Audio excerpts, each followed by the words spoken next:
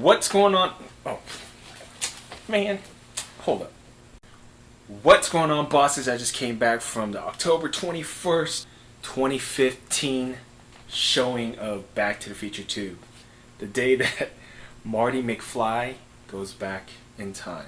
Man, I was surprised. There was a lot of people in the movie theater. I never had a chance to watch any of the Back to the Futures in the movie theaters, so I wanted to have that theater experience. Watching it in the theaters, you could tell that the movie was outdated because it didn't have that widescreen format. It was that square space. Another weird thing is, they didn't really check my ticket, so it was kind of weird. They're showcasing Back to the Future 1, Back to the Future 2, and Back to the Future 3. I only went in to see part 2 because October 21st, 2015.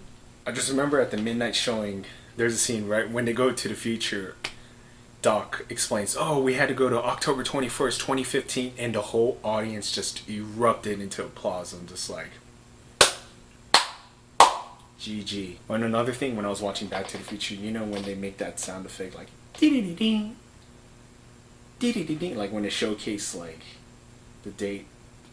Chills. One of the cool things was hearing the audience's reactions. There was a couple people that have never seen the film because you would hear them say, oh, what the?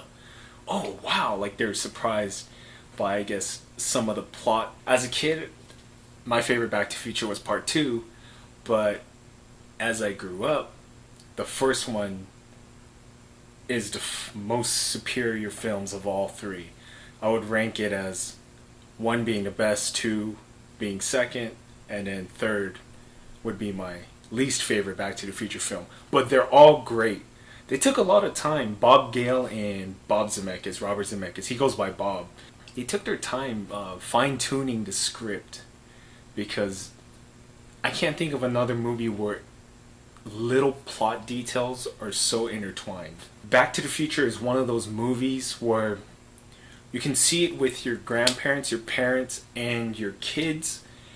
And each one, after you watch the movies, each one will like different aspects of the movies.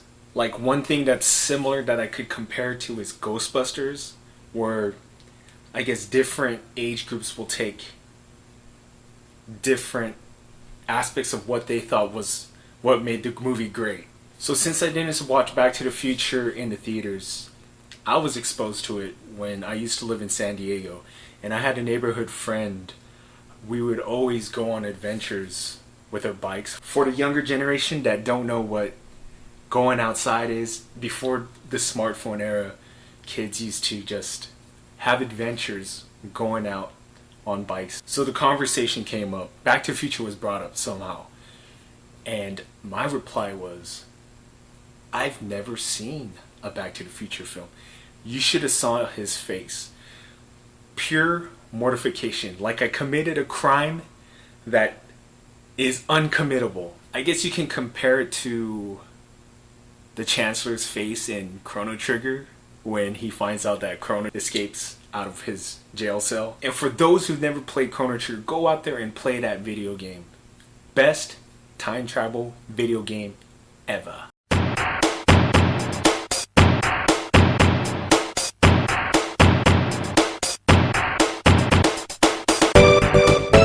Wherever we were, he was like, we gotta immediately go back to his house and watch Back to the Future. Popped in a VHS tape, and you could tell the movie was gonna be awesome because the score was just amazing.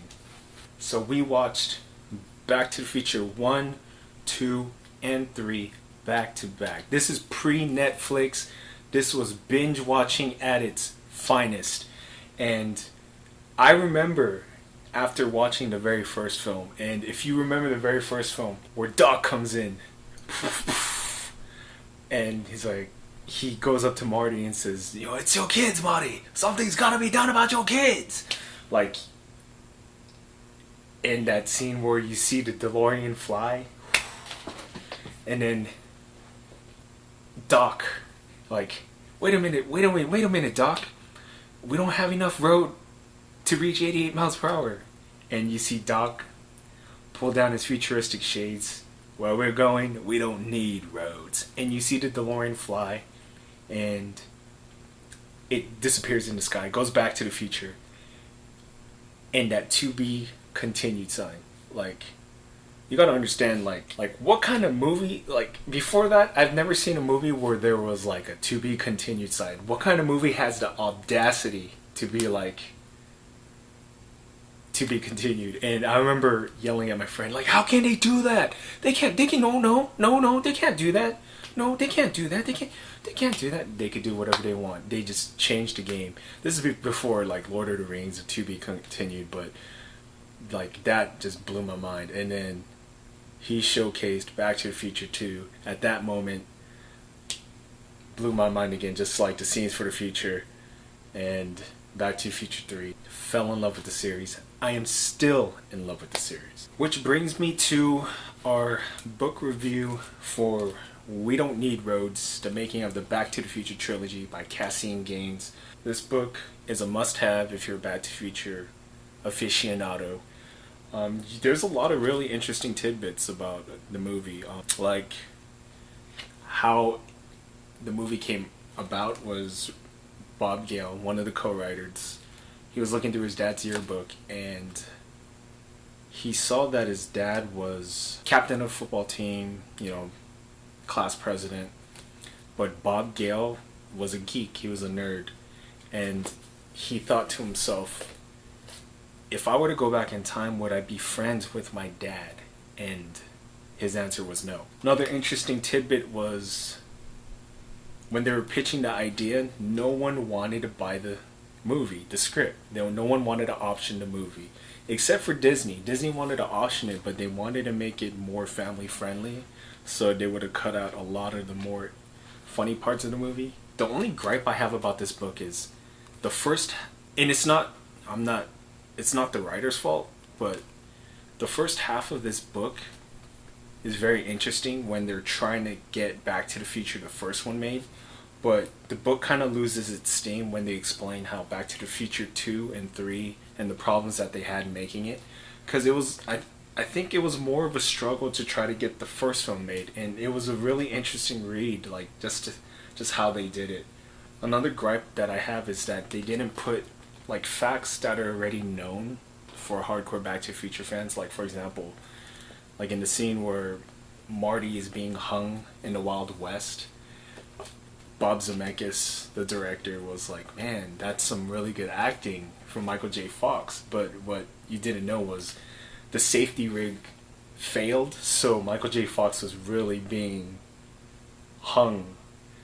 So I guess I wish they incorporated stuff that hardcore fans already know. Also, the book has like cool like photos of behind the scenes.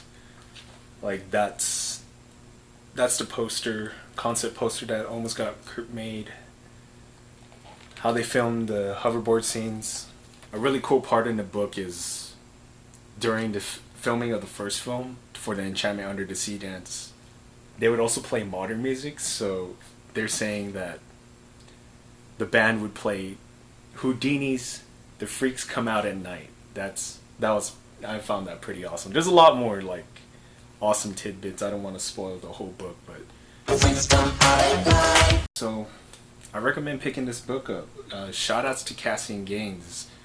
I Instagrammed this book when I first bought it, and he liked it. So he's an author that you can tell that he really cares about the subject material. He's a big Back to the Future fan, and this was like a love letter to Back to the Future. So if you love Back to the Future, I highly recommend that you buy this book. Peace out, bosses.